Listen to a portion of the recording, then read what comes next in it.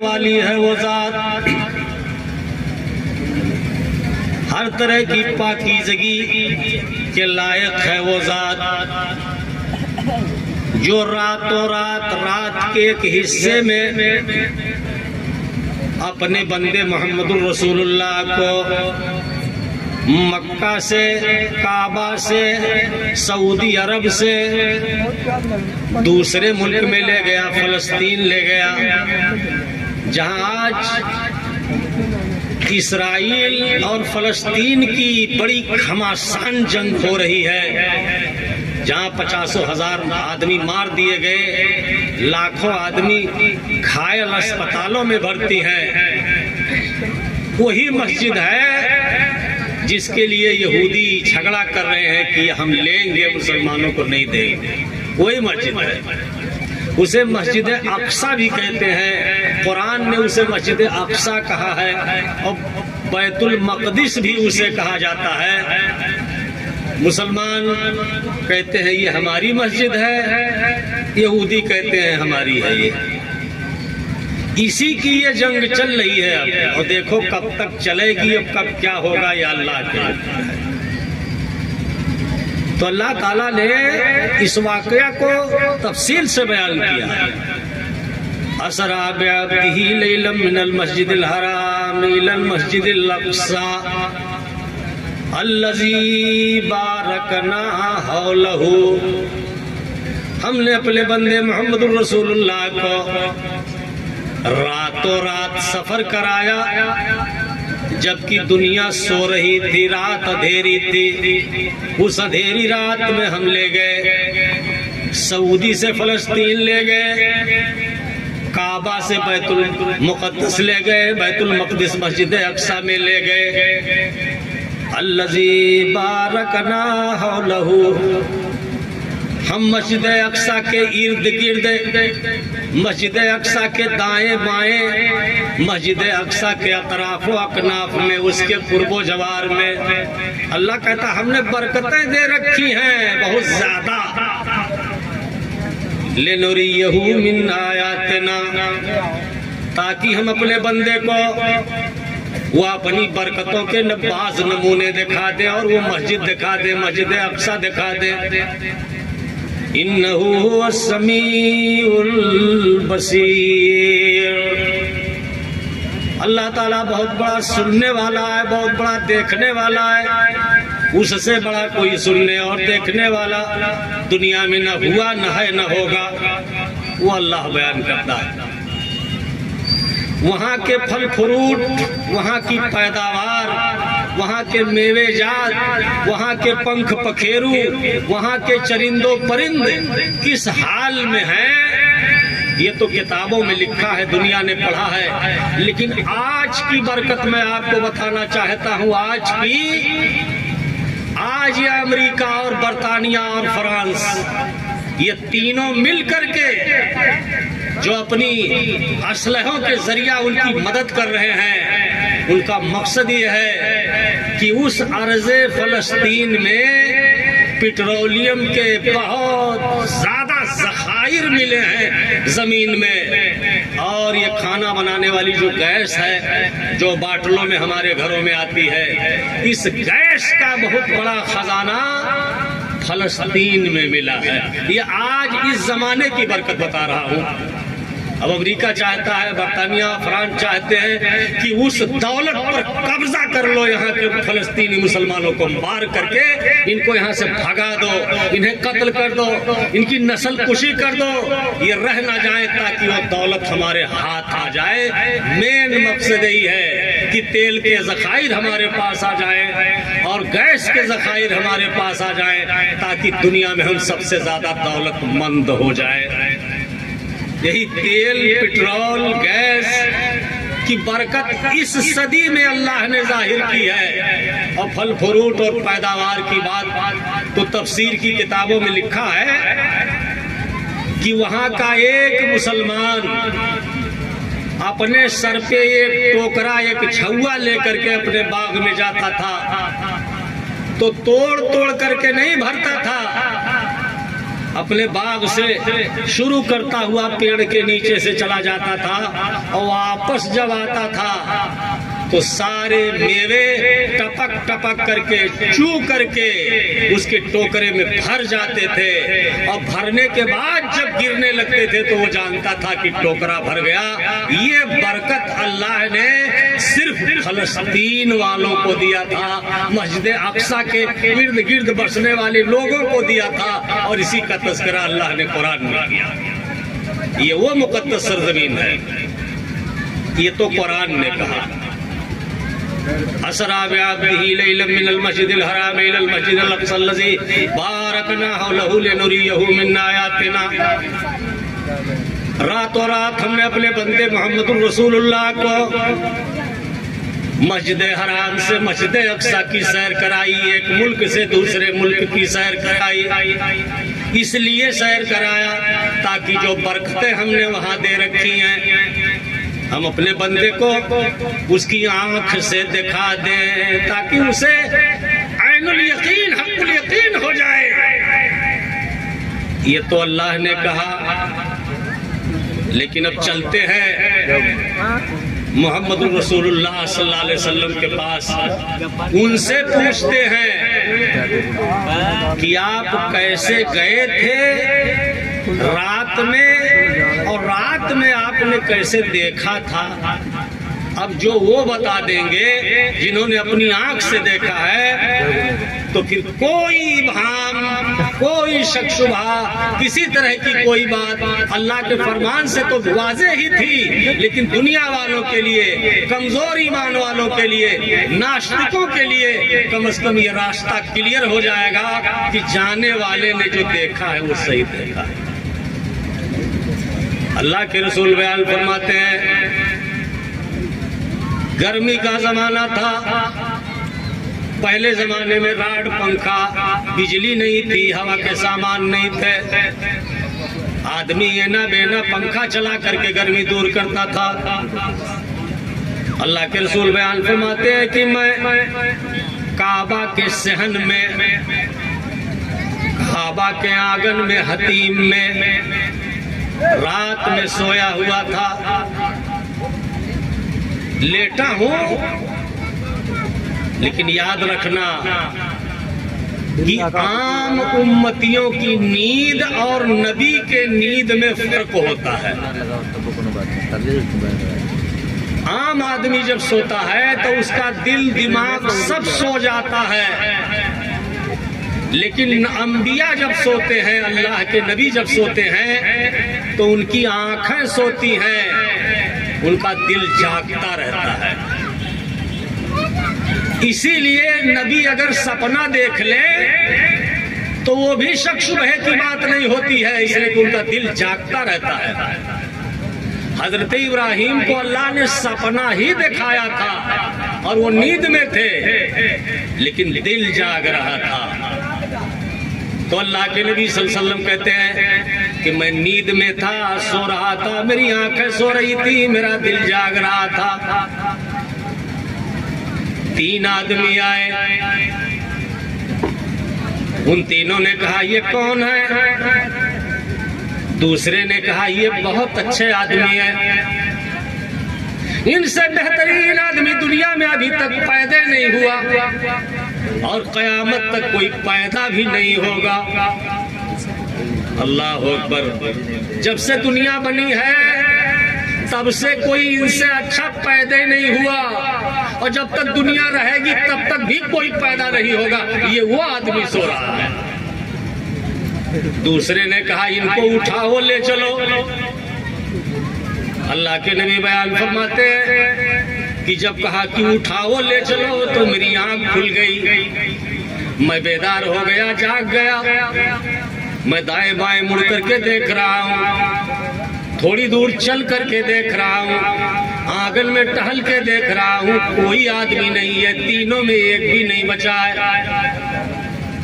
आप शक शुबहे में थे कि ये क्या बात है, ये सपना था तो कैसा था, और वो जगाने वाला कौन था, और अगर मैं जागा भी तो वो चला कहाँ गया।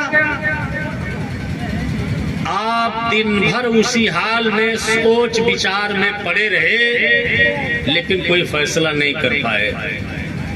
फिर दूसरे दिन वही लोग आ गए, कहा ये कौन है? दूसरे ने कहा यही कल वाले हैं। तीसरे ने कहा कि इन्हें उठाओ ले चलो। अल्लाह के रसूल बयान फरमाते हैं कि उन तीनों ने, एक ने मेरा सर पकड़ लिया, एक ने मेरी कमर पकड़ ली, एक ने मेरा दोनों पैर पकड़ लिया। मैं बोलना चाह रहा था लेकिन मेरी जबान नहीं बोल पा रही थी। मैं अपनी आंखों से देख रहा था, मेरा दिल जाग रहा था, मैं नींद से बेदार था। मुझे थोड़ी दूर उठा के ले गए, जहां ले गए जहां जमजम का कुआं है, बोरिंग है, जहां से जमजम का पानी उबलता है, वहीं ले गए और सीधा लिटा दिया।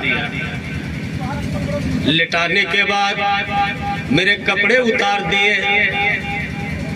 कपड़ा हटाने के बाद अपनी उंगली से एक इशारा एक आदमी ने किया,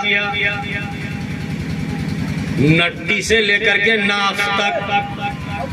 आप बयान फरमाते हैं कि ये पूरा चीर दिया, ऑपरेट कर दिया, ऑपरेशन कर दिया, लेकिन मुझे दर्द नहीं हुआ। एक बूंद खून भी नहीं गिरा, पानी भी नहीं गिरा, मेरी आंखों से कुछ दिखाई नहीं दिया।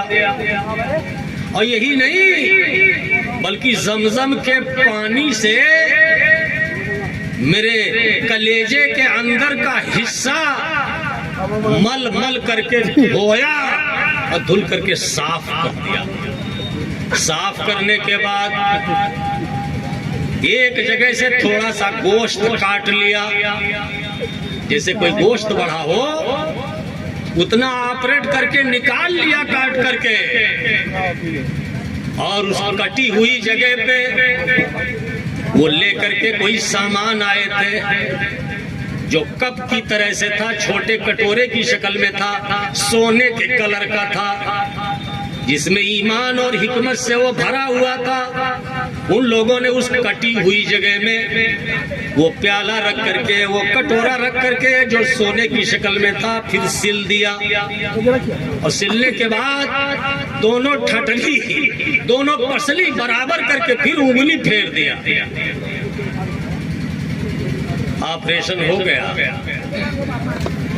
मुझे दर्द भी नहीं हुआ, कोई तकलीफ भी नहीं हुई, आंखों से देख भी रहा हूँ, और ये सब कुछ जो हो रहा है मैं ताक रहा हूँ, जान रहा हूँ। सब कुछ होने के बाद, कपड़ा दुरुस्त होने के बाद मुझे बैठाया।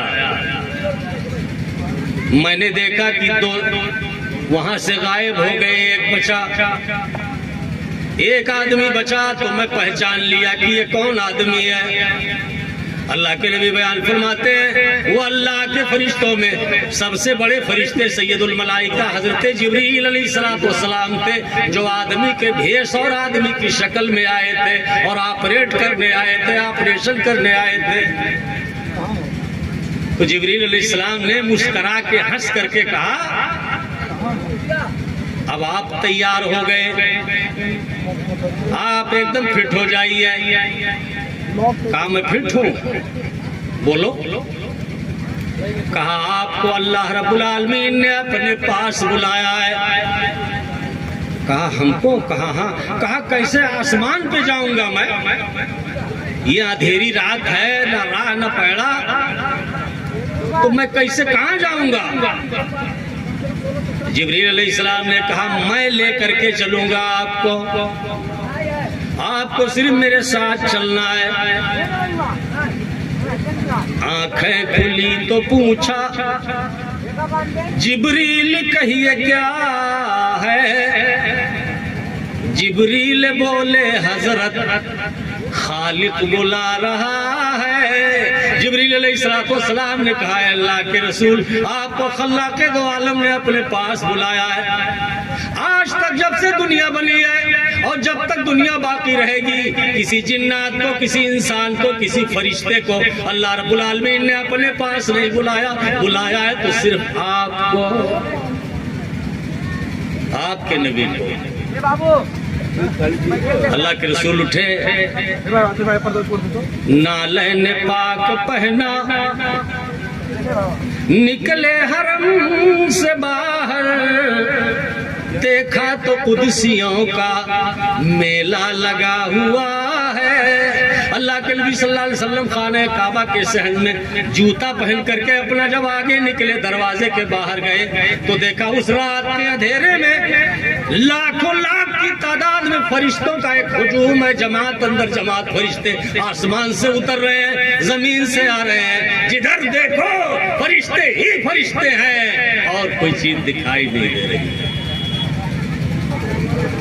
अल्लाह के नबी बयान फरमाते हैं कि जिब्रील अलैहिस्सलाम से मैंने पूछा ये सब भीड़ कैसी है, ये इज़्तिहाम कैसा है? कहा ये सब आदमियों की शक्ल में आपके सामने आसमान के फरिश्ते उतर रहे हैं, जमीन के फरिश्ते आ रहे हैं, आपको आज की रात देखने सब लोग आए हैं। एक अजूबा था तो बहरहाल देखने आएंगे क्यों नहीं। आप बयान फरमाते हैं कि वहाँ एक जानवर था जो गधे से कुछ बड़ा था और खच्चर से कुछ छोटा था, बड़ा खूबसूरत सफेद कलर और रंग का था। जब उसने देखा मुझको तो वो चौंक गया, बितुक गया, भागने लगा।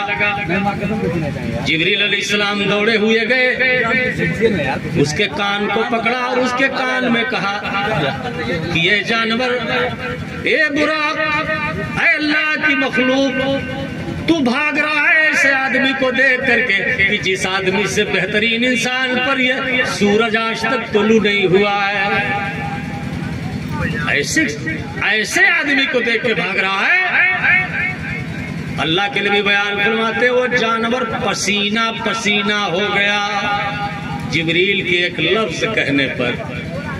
मोहम्मद रसूलुल्लाह सल्लल्लाहु अलैहि वसल्लम की अजमत, आपका मकाम, आपका मर्तबा, आपकी कदर और मंजिलत की बात सुन करके एक जानवर को पसीना आ गया था। और हम जैसे कसाई दिल इंसान रात दिन अल्लाह के रसूल के मुंह की हदीसें सुनते रहते हैं कि किस तरह नमाज पढ़ना चाहिए, झूठ नहीं बोलना चाहिए, गीबत नहीं करनी चाहिए, चुगली नहीं करनी चाहिए, किसी पर इल्जाम नहीं लगाना चाहिए, झूठी गवाही नहीं देनी चाहिए, निगाहें नीचे रखनी चाहिए, लेकिन कुछ नहीं, कोई फर्क नहीं पड़ने वाला है। ऐसा लगता है कि हमसे वो जानवर ही बेहतर था जो कम से कम नबी का नाम सुन करके पसीने से शराबोर हो गया बेचारा। और हम तो साहिब फहमो ज़का बड़े दानिशमंद और अक्लमंद हैं, लेकिन इसके बावजूद हम पर जू तक नहीं रेखती है।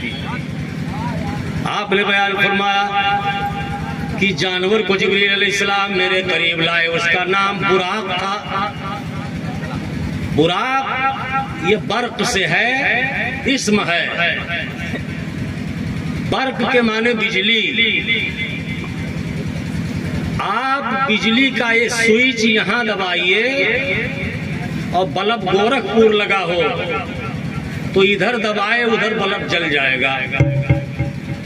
ये आपकी कोयला और पानी के बिजली की ये ताकत है जो आपने अपने हाथ से बनाई है।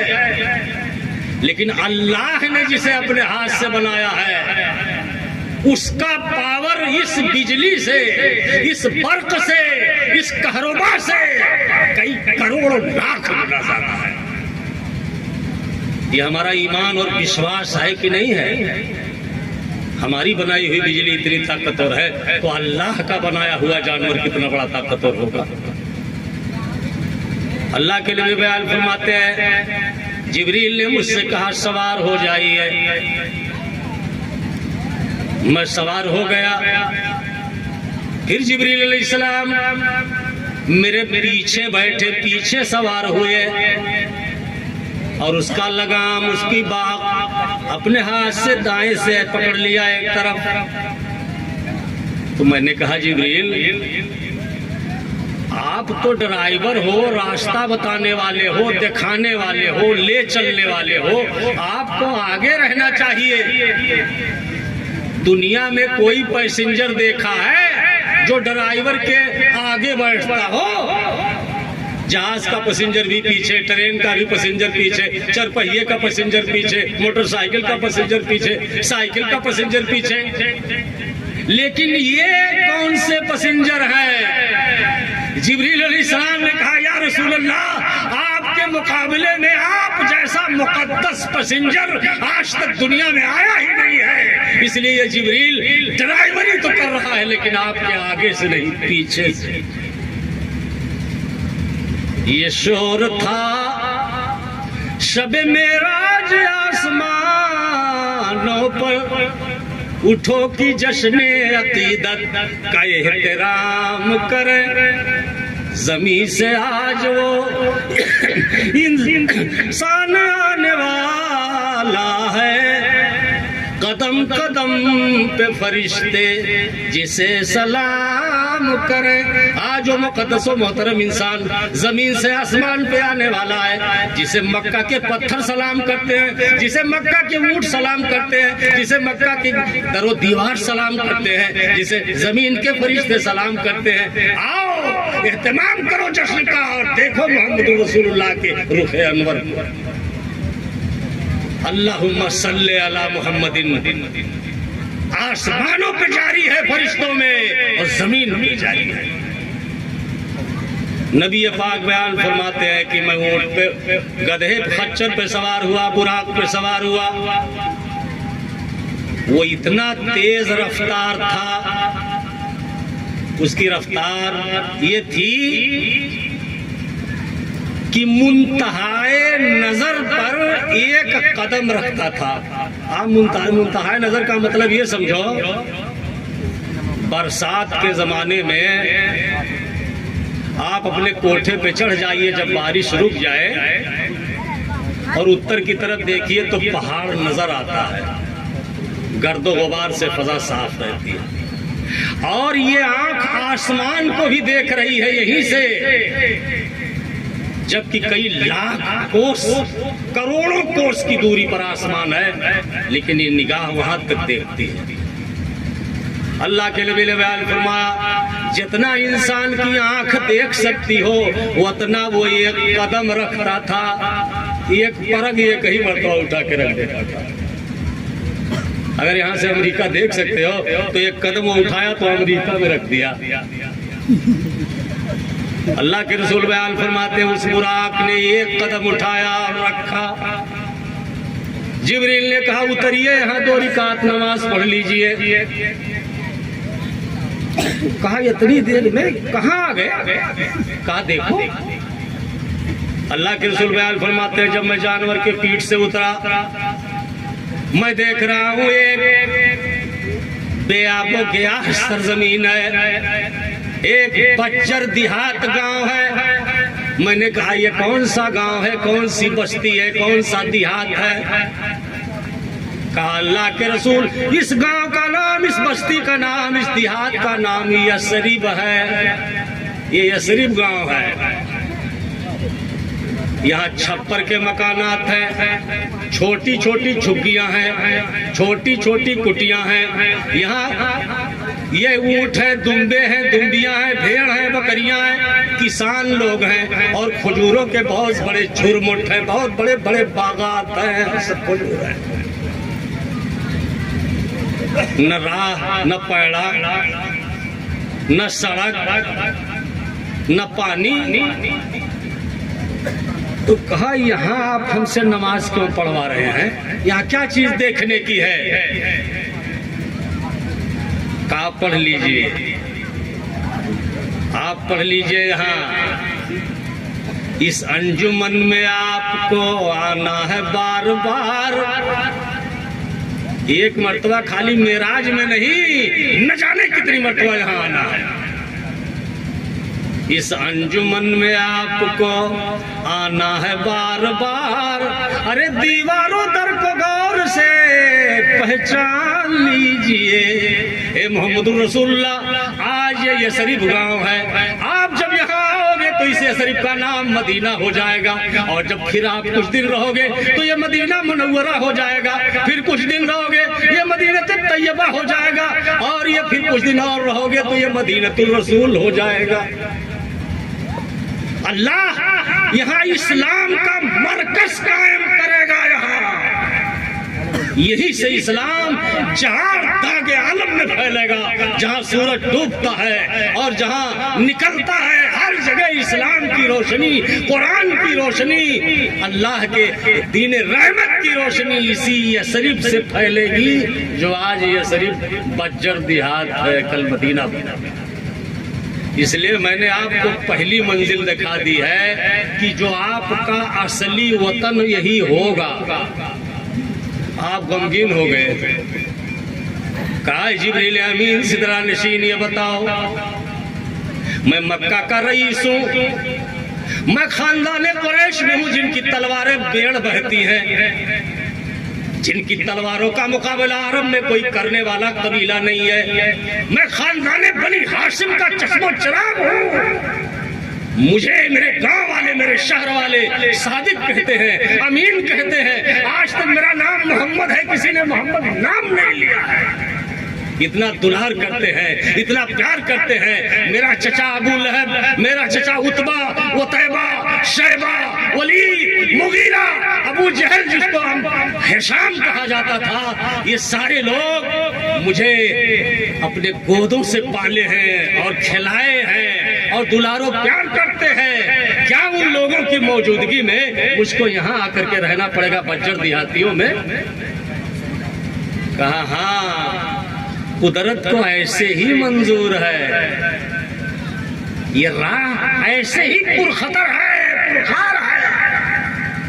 तकदीर इलाही में यही चीज ऐसे छिपी हुई है, ये हो के रहेगा। जितने नबी दुनिया में आए, जितने राहबर दुनिया में आए, जितने रिफार्मर दुनिया में आए, जितने दिल्लील दुनिया में आए, सबके साथ यही अंजाम हुआ है कि उनके कौम वाले, उनके घर वाले, उनके खानदान वाले, उनके कौम बिरादरी वाले, उनके रिश्तेदार उनके जान के पीछे पड़ गए और उन्हें घर से बेघर कर दिया है। यही काम तो ईसा अलैहिस्सलाम के साथ हुआ था, यही काम तो मूसा अलैहिस्सलाम के साथ हुआ था, यही काम तो यूसुफ अलैहिस्सलाम के साथ हुआ था, यही काम तो इब्राहिम अलैहिस्सलाम के साथ हुआ था। सारे पैगंबरों के साथ ऐसे ही हुआ। आप गमगीन थे, खड़े थे। कहा अल्लाह के नबी आप बेफिक्र हो जाइए, आपके साथ अल्लाह है और मैं तो पीछे आपका गुलाम हूँ ही। आप बैठिए, आगे चलिए। अल्लाह के रसूल बयान फरमाते, उस तारीख रात में दूसरी जगह पहुंचा, उस जानवर ने एक कदम और रखा। मैं उतर के देख रहा हूं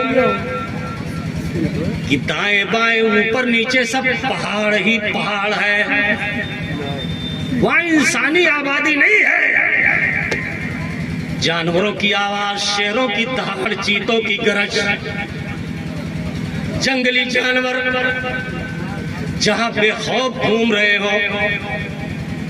उस बिरिया बिरखंड पहाड़ी के ऊपर जिब्रील अलैहिस्सलाम ने कहा यहाँ 2 रिकात नमाज पढ़ लीजिए।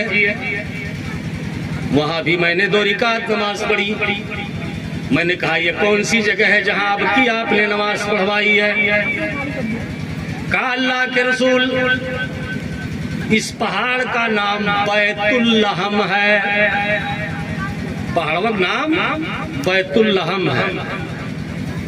तो कहा ठीक है, ये सब सैकड़ों किलोमीटर में फैला हुआ पहाड़ है, सब पाथर है, तो यहाँ कौन सी ऐसी अजीब चीज थी जो आपने मुझसे नमाज पढ़वा ली?